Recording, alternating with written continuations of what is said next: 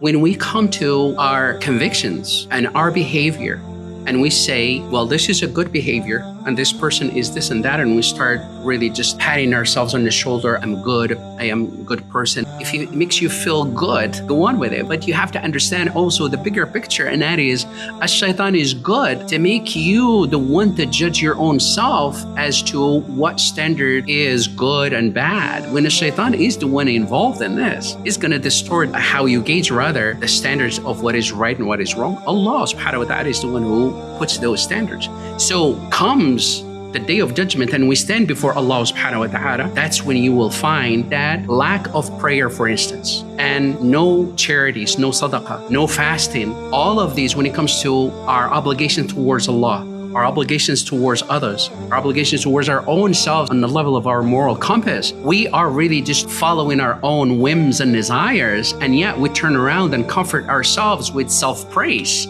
I'm good, or somebody is just praising you. Those, you will find that there is an immediate agony as a result of falling short of the mark or missing in action altogether on those areas. The ones who don't pray, I guarantee you they are paying a huge price on the level of their hollowness inside, the emptiness inside, and the agony that comes with that, the distress that comes with that. Recognizing it is the first step that, you know what?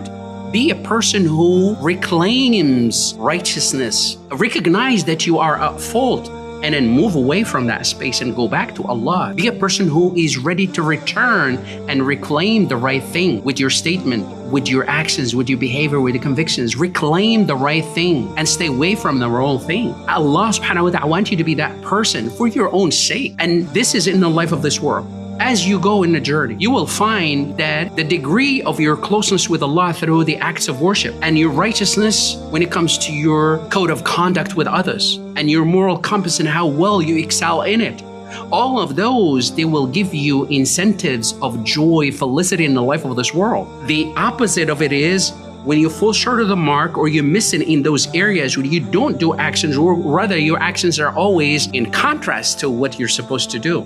Quite the opposite. If it is backbiting, you're listed amongst those who excel in backbiting and slandering. This is the statement of the tongue instead of always telling the truth, always praising Allah, doing dhikr and all of that. So you have the tool of your behavior also. It needs to be utilized to collect good deeds for you instead.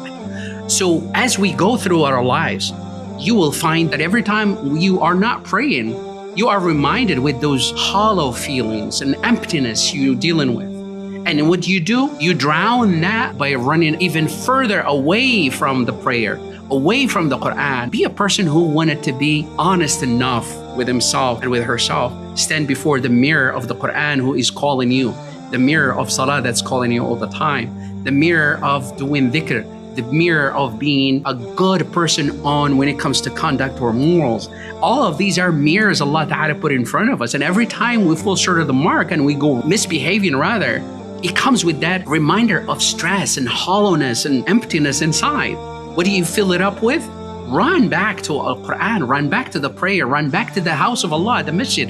Come to the masjid and just sit. You will find such sense of peace and serenity by just sitting in the masjid. If that's not a good reminder and practical and tangible and physical incentive Allah Ta'ala is giving you, I don't know what is. But the point, you continue through the journey and you have the experience of death in of itself, where you will find that righteousness is going to show right there and then. Allah subhanahu wa ta'ala says, يُثَبِّتُ اللَّهُ الَّذِينَ آمَنُوا بِالْقَوْلِ الثَّابِتِ. That when it comes to the moment of going through the experience of death, Allah subhanahu wa ta'ala is going to put the hearts that were firm on righteousness throughout their lives, through their behavior and convictions, and it will be even firm then. If not, Ash-Shaytan is going to have a field day with those who were flip-flopping. Those who say, well, I'm a good believer and I am good this and that and the other. But when it comes to the real test and real deal, you will find that the people are going to falter. They're going to fall off the wagon so fast. And the reality of it is, the Prophet ﷺ described that as a real fitna. Fitna al-mamat. The fitna of dying in of itself. Why? Because shaitan comes to the person at that moment and convinces that person before he exits, because this is the last chance for shaitan to really deviate the person and throw him off the saddle. really pushes you off your track towards Allah Ta'ala and towards Jannah. Be safe. Before you exit, he's going to come and push you out. How comes in the shape of your loved one, whether that is your parents or people that you respect and honor and trust. And he will come to you and say, you know what, the track you've been going in is no good. You go into the masjid, you pray and all of that. That's just wrong. And especially people that died before, he will come in the shape of that person. He says, well, you know what? I am on the other side. I've experienced that and I know that where you headed is not good. Leave it. And then but Allah Ta'ala is saying, Allah will make firm those who believe during that experience of death. Also in the grave, the journey of the grave.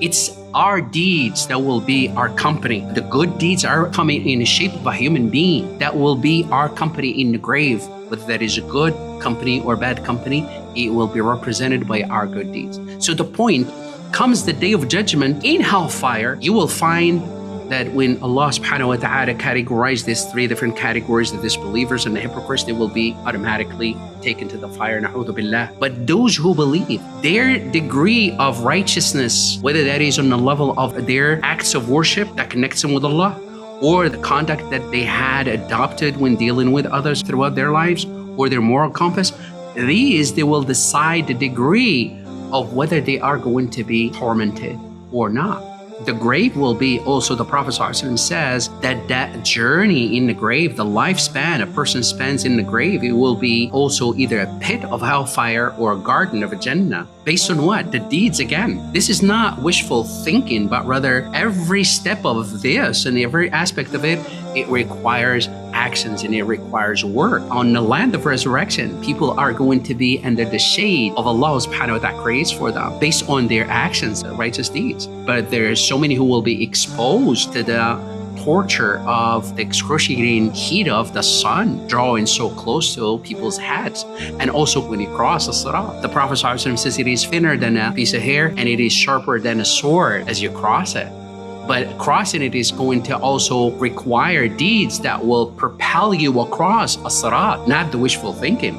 And when you cross a sirat, there are those who will be pulled into the fire by hooks from fire. He says ﷺ that each hook is so big that will snatch 70,000 human beings could be snatched by one hook. Na'udhu billah. And these are all realities. These are not just mythical things to be scared about.